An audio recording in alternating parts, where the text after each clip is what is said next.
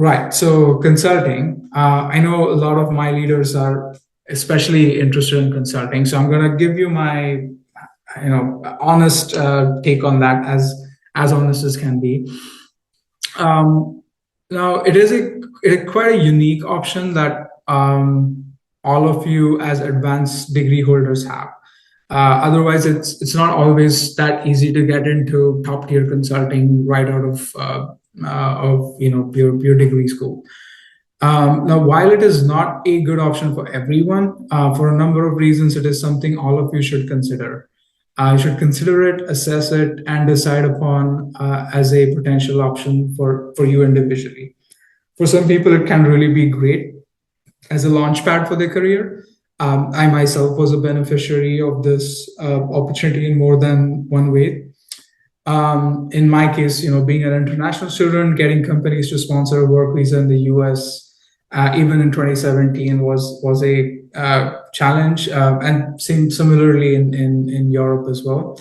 Plus, consulting companies then are seen as the white knights of international student. And secondly, for me, it provided a much needed crash course in the business culture and in the US and Western countries in general. So I got to work with a diverse set of clients, and just the nature of the client vendor relationship kind of pushed me to develop my communication, persuasion skills, selling skills, faster than any industry job could have. But again, this is not for everyone. So let's take a look at the pros and cons a little bit closely and understand why. So, as I was saying, consulting almost kind of forces you to develop certain skills. It is a sink or swim environment. Up or out is another way it is usually described, and this is largely true. So promotions can be relatively quick and more correlated with your performance than in industry roles, but so are performance improvement plans and quick firings and all sorts of things. So keep that in mind. You're likely to get fire hosed with information when you join consulting. So, all sorts of for different variety of therapy areas, indications, research methodologies, all your kind of skills like interview moderation, workshop facilitation, leading high level meetings, things like even mundane things like note taking, but doing it well, which I've still not managed to do. Organizing your workflows, project management. A lot of these skills are need to be developed very quickly, and but at the same time, they are very useful in future non-consulting roles as well, and they help one set themselves apart from most people without consulting experience, and this makes you as a consultant or an ex-consultant much more attractive to prospective employers.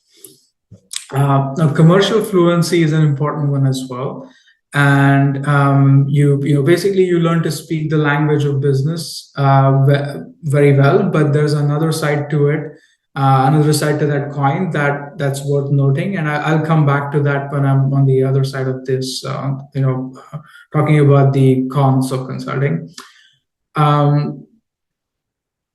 So how it's and then you have structured thinking, which is generally associated quite heavily with consulting and is one of the skills most tested during the interview process. So how it's used in practice though can be quite different from your typical case interview approaches, and each person needs to work on developing their own style of doing this. So the case interview prep basically makes you good at case interviews. It doesn't really necessarily make you good at actual consulting, but it serves a good proxy for hiring purposes. So I'm not going to throw too much shade on that.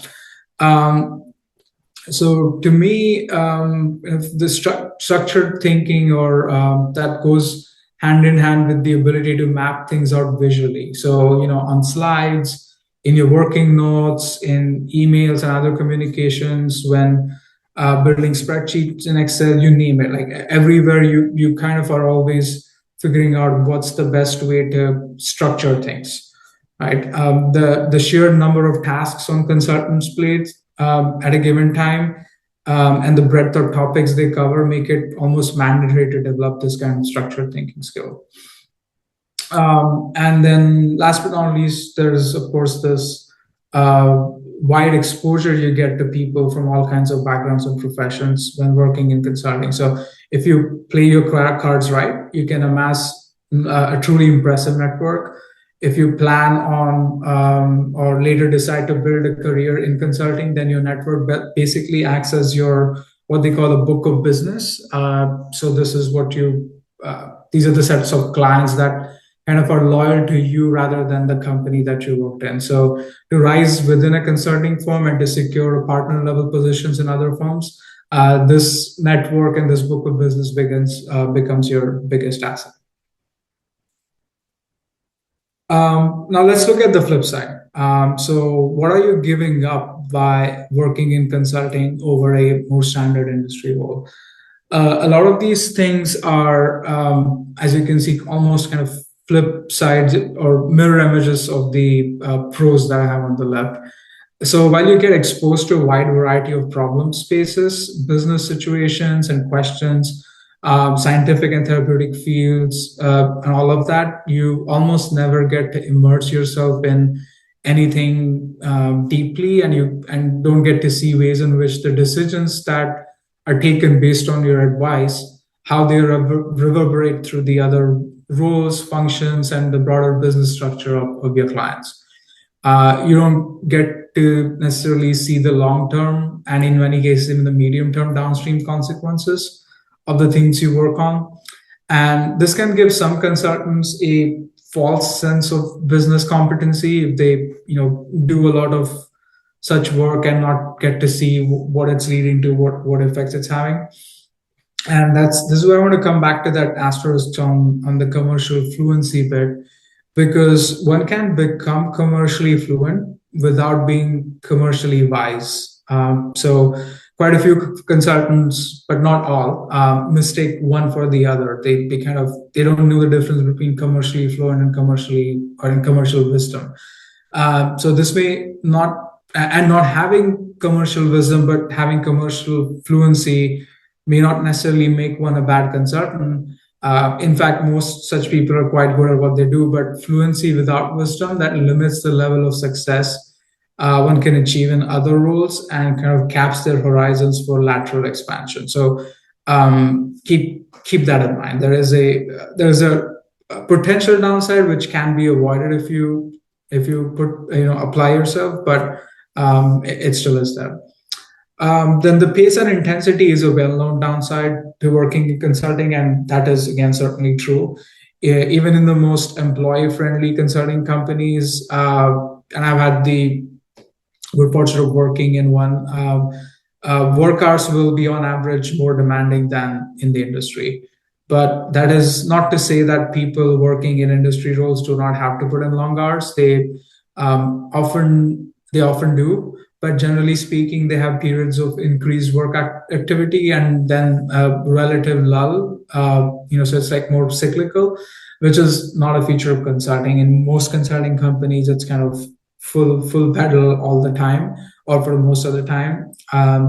The other difference is that in industry, when you're working long hours, the work is usually focused on pushing one particular work stream ahead, or getting a particular deliverable done before a big deadline.